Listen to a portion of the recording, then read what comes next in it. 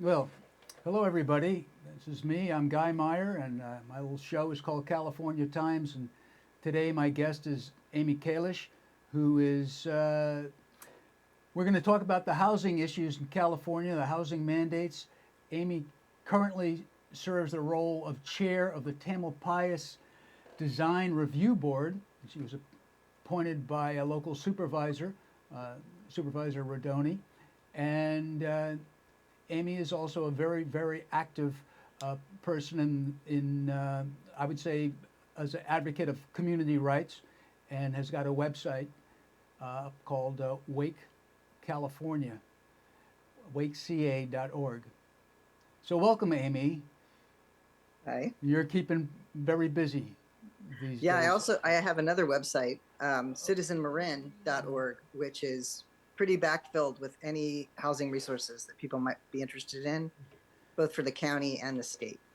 Yeah, I think that up and down the state there is a very lively, almost an underground, you could say, in terms of its lack of reaching mainstream news, but a very active force of local communities who have.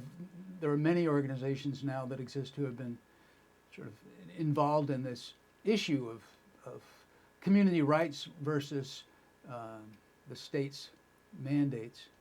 Yeah, I think people are just finding out project by project when something pops up and it just seems out of place and they realize that they are cut out of the process completely. Um, and then they wake up and then they might form a um, community organization to try to fight a project. And we're finding that that's not very successful because of the way the laws have been structured. So there are also statewide organizations that are looking at different ways to try things. There are organizations that just follow the housing laws. There's one organization that's putting out um, it's putting out a ballot referendum in 2026 to basically restore local zoning control to uh, localities. That would be, I can't believe I'm blowing that one. It's, boy, The pretty normal one. You're going to have to cut that out. No, no, no. It's okay. I know how we all are. There's so much going on in all of our brains these days. We're a planetary overrun. Uh, I can't believe this is a really big one, though. it's going to come back to you. Well, All right, we're gonna open up by playing a movie, a trailer to a movie that was created. Tell me about this trailer we're going to see and the movie itself here, Amy. well, a filmmaker named Carolyn Scott, she's an award-winning filmmaker. She's very professional. Was very disturbed about what was happening in Sonoma at the Sonoma Developmental Center property. It had been used for over 100 years as a center for people who were developmentally disabled. And when it was closed, the community had started working on what they would do with this piece of land. And I think they spent about 7 years putting a proposal together and then found out suddenly that the state had sold the property to a for-profit developer who was basically going to cover every square inch of it with either luxury housing, a hotel, and a conference center. And on this property is a very important wildlife corridor. And it's a pinch point for a corridor that runs in a dramatically, long way across the state. This is a very important pinch point, and it would affect that. Um, the um, the developer wants to put almost 1,000 units on this property, and there's almost no space left over when they're done. So this was disturbing to the community because they had worked very hard to create something that was much lower impact. It wouldn't have affected the wildlife corridor. It would have created low income housing. It would have left a lot of space for the community. And most importantly, it would not have crowded this area so much that it would have impacted any kind of evacuation in case of a fire. People that live in this area are acutely aware of fire. And as you'll see in the trailer, that's a lot of what is on people's minds there. Um, so this Sonoma Developmental Center property, they refer to everything is the Valley of the Moon. They're talking about Sonoma. And they will speak about the Hannah Developmental Center property, also their Hannah property, which today or yesterday just was withdrawn. And that was another enormous project that was on the same road. So that was a victory for them. They also had a victory with the EIR that the developer had produced. It was thrown out by a judge, and there's kind of a double track going right now. So a lot is happening there still. It's not decided, but there's a very, very active community working on this. So, But we're gonna just jump in right now to this approximately 3-minute trailer to a movie called Small is Beautiful, as people can now see on the screen, and I'm going to let it play.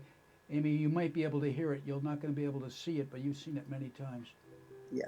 In the heart of California lies the legendary Valley of the Moon, a rural, agricultural, and wine country region. But beneath its tranquil facade lies a brewing storm. This is the story of one small community that dared to stand up to big developers. Medical dispatch. County with a transfer from a call from Penwood. We have a 90-year-old, we have two. You need to evacuate yourself. Do it now. The chosen developer's proposal includes the erection of 400,000 square feet of commercial space, adorned with a luxury resort hotel and conference center alongside a sprawling array of 930 residential units. A mere fraction, only 12%, are earmarked for affordable housing. Our land was ablaze. Our beautiful home it was nothing but ash. It must have gone in 5 seconds. So people will die. If I have a restaurant and I chain the doors shut where people can't get out, I'll be held criminally liable. What's the difference about building a bunch of homes and giving you one way out? But it ain't the smartest plan in the book. The people who are experts in this, many of them use the phrase, this environmental impact report looks like it was written in order to bring on a lawsuit. It's so badly done. The county is not in compliance with the law. They're not in compliance with the environmental laws, the land use laws, and even the state laws. I really dove into the draft EIR for the spring specific plan. I also got to read the SDC report. I think it's a joke. It's gonna take more than a minute and a half or 2 minutes to evacuate people. The wildlife corridor is a huge wildlife corridor. It all comes down to a tiny little pinch point of about 1 mile to 2 miles in the Sonoma Developmental Center. And while this center was in use, there were no fences. At night, the lights were basically out. Now, there's going to be lights, fences, pets, noise all night. It's just killing that wildlife corridor. Most of Sonoma Valley would have been what we would now call wetlands. The creeks all meandered and there were beavers damming them up. Almost all of the freshwater wetlands are gone, except on this property. These buildings right here would be where the hotel is planned. That creek is a habitat corridor that wildlife uses all the time. We're talking maybe 50 feet between the water and the buildings, and that's a bad idea. You got to let these politicians know that you're going against the will of the people here. I've never met a poor developer, nor have I met a poor politician. You're going to see people die, and you're going to see a lot of homes lost. Housing mandates, bypassing environmental laws, forcing unwanted developments on every corner of the state. Learn what you can do to stop the urbanization of California. Coming soon. Amy, it is a powerful little 3-minute clip of is it about a 30 or a minute film or an hour film or what is It's 25 minutes long. It's very tight. Yeah. And what that little clip says in 3 minutes, I think you and I know that it applies to so much of California and localities. Fairfax is dealing with the potential for the 6-story, 260 unit. The list goes on and on. I'm just going to quote a one sentence from a newspaper article that featured you, but this is the quote from the reporter. A flurry of new state laws over the last several years have stripped local jurisdictions of their authority to deny or even substantially amend housing projects, period. And if this reporter is reporting simply a factual event, I mean, Yep. This is, yeah, this is our been- reality. The reality is that these projects are coming up more and more, and people are realizing that they absolutely have no control over them. They'll start to be angry with the developer, and then maybe they'll be angry with their city council, but they really should be angry with their state legislators, because that's where these laws are coming from, and they're very harsh, and there are hundreds of them. So what is especially devastating about the laws that allow all of the decisions to be basically made by for-profit developers is that we also have housing mandates in California. They're called RENA, the Regional Numbers Housing Allocation. So every city in the state has been issued a number of units, housing units, that they must produce before 2031. And this is called fair share housing. Every community is supposed to grow about 15%. But you have communities that are already built out. They have hazardous areas that should not be built in. They are constrained by evacuation routes that are already inadequate for the existing population. And to add a tremendous amount of housing there, especially in Fairfax, where they are completely blocked in by every other locality going all the way out to the freeway. So every community trying to fulfill these mandates and figure out where they would put these new residences, they're having to work on their own. So every city is basically blocking in the city that's behind them all the way out to the coast in terms of safety. It's the cumulative results. If all of these projects, and I was just showing you this collection of local Marin newspapers I have with almost every page, housing project receives more aid, the county. This was the 4.97 million. Speaking of being blocked in, this is for the 250 affordable residences that are going to be built by San Quentin, which at its worst case, whenever things go really bad in the Bay Area, that's a nightmare, right there, that interchange. And here you have this, but that's, I mean, it just goes on. It does go on. In that case, that was state land that was donated for this project, and the financing is very strange. But the problem is that it costs $1 million per unit, no matter if it's going to be low income or market rate. So what you're looking at, if it's 42 units or 200 units, it's $1 million each. And that's how much money you actually have to set aside. So developers normally, setting that teacher housing aside, will only want to include, between 5 and 15% of whatever their development is in a class that would be considered below market rate. And the vast majority of all of these units that we're going to have to put in are going to be market rate units. So we're going to smother ourselves in housing we absolutely don't need. We will not end up with the housing that we do need. And when people think about low income, I think they're thinking about people who are making minimum wage. Low income in Marin for a single is about $90,000 to $100,000. For a family of three, I think it's $140,000. This is not typically what people would think of when they hear low income. So a lot of times there's pushback that if you don't like what's happening, there's something wrong with you. You don't like low income housing. You're NIMBY, whatever. What you maybe really want is some policy that provides housing for people who actually need it and eliminates this 85% extra bulk of housing we absolutely don't need. So that is my major complaint with the way that the housing policy works, besides the fact that it's extremely short on any kind of safeguards for human lives. There are a lot of rules about how you need to harden your homes. The new homes do have extensive home hardening regulations, and that's fine. But if you put a new structure inside of an area with a lot of older structures, they're flammable. Once something starts burning, there is no guarantee that the new structure is going to survive. But that is all we talk about. We talk about trying to keep the houses from burning. All of the people that need to evacuate those areas while a fire is in progress, you rarely hear anything about that. And that's survivability. It's ignored. There was, in 2020, there were still fires happening, and a piece of legislation made it to Newsom's desk. It was SB 182.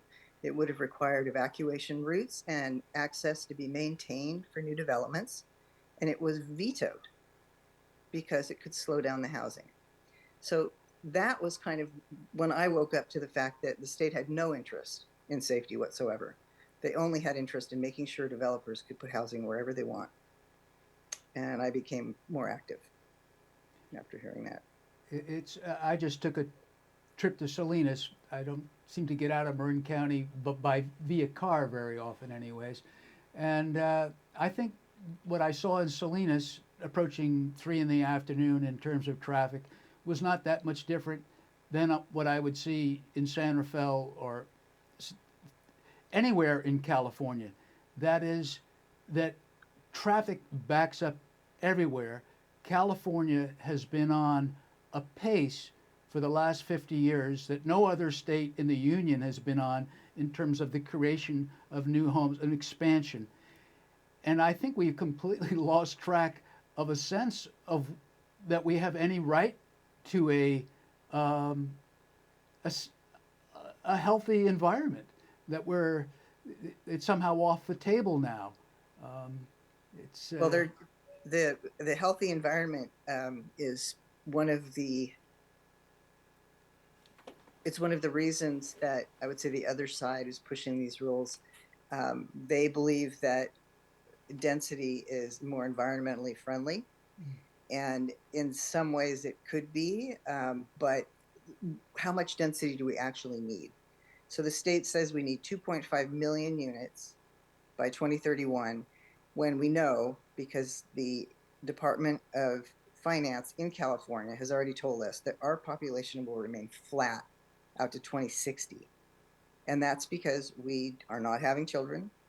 We have an older population that's going to be dying, and we are not having immigration. So we have a need that is not equal to the force that they're pushing this with. And it's very hard to make any sense of it when, in addition to having to plan for this new housing, if you accept a project, if Fairfax takes that project on, and it was, I don't know, what is it, 300 units? I can't remember the number. 246 is the number 246. So that would count towards their RENA, which I can't remember. I think it's 600 or something. 500 maybe.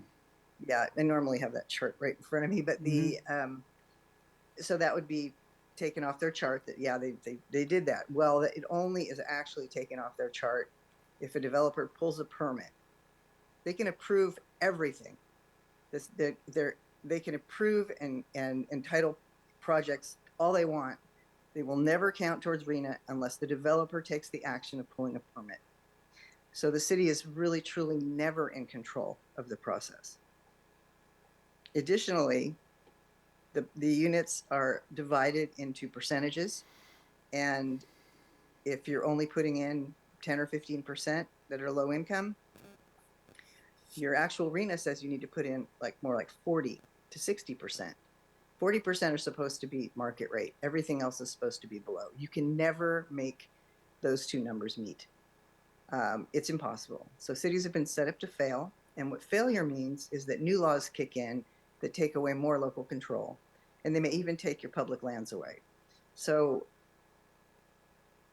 the closer we get to the halfway point of our 8-year housing cycle, which ends in 2031 for us, the closer we're going to find that our mid-cycle reviews will show that we have failed. And when you fail, your city becomes liable for One punishment kind of project is builder's remedy. Another one is SB 35, like what we saw in Marin City. And these are automatically approved. They are way out of scale. They are not involved with any kind of community input whatsoever. The state, either the community and the city and the planning commission, they can't even point to the impacts that these projects would have. There's no parking required. The parking requirements have been eliminated because they're trying to force people into public transportation. But if you're in Marin, you know that it's extremely difficult to get around on public transportation unless you live directly on the freeway corridor. We have tiny roads that run up into the hills everywhere, and you have to have a car. So by leaving out the requirements for parking, they're also limiting who can live in the developments they're building. Because if you do require a car, if you are truly low income and you are, let's say, working in gardening and you need to be moving equipment through a neighborhood and doing things like that, you have to have a parking space. You will not be able to rent in any of the buildings that they're putting up if you cannot get a parking space. So, Amy, it defies logic in so many different directions. It seems that just it's sort of almost incomprehensible that this can be coming down. Now, right now, the latest thing in Fairfax is that 2 of the council members are facing a recall movement. This is, in many ways, this is more blowback from the fact that they are involved in supposedly, apparently, supporting a policy that is just seems incomprehensible in its lack of common sense. well, what happens with localities and what's happening in the county is there's so much pressure from the state that they're willing to go beyond what is required, and that is where it becomes really truly offensive. You have to keep your housing funding and your transit funding, you have to comply with the demands of the HCD, the California Department of Housing and Community Development, to create your housing element, and those need to be certified, and there's a tremendous process. It's very expensive that you have to go through. It takes a long time. And if you have that certification revoked, there are tremendous penalties. So a lot of city leaders are just terrified of pushing back at all. There is a housing strike force, and it's called that, in the office of the California Attorney General, Rob Bonta, who will come after a city and sue them, punish them in other ways, basically till they submit. And what cities could be doing, even if they are approving things, is approving them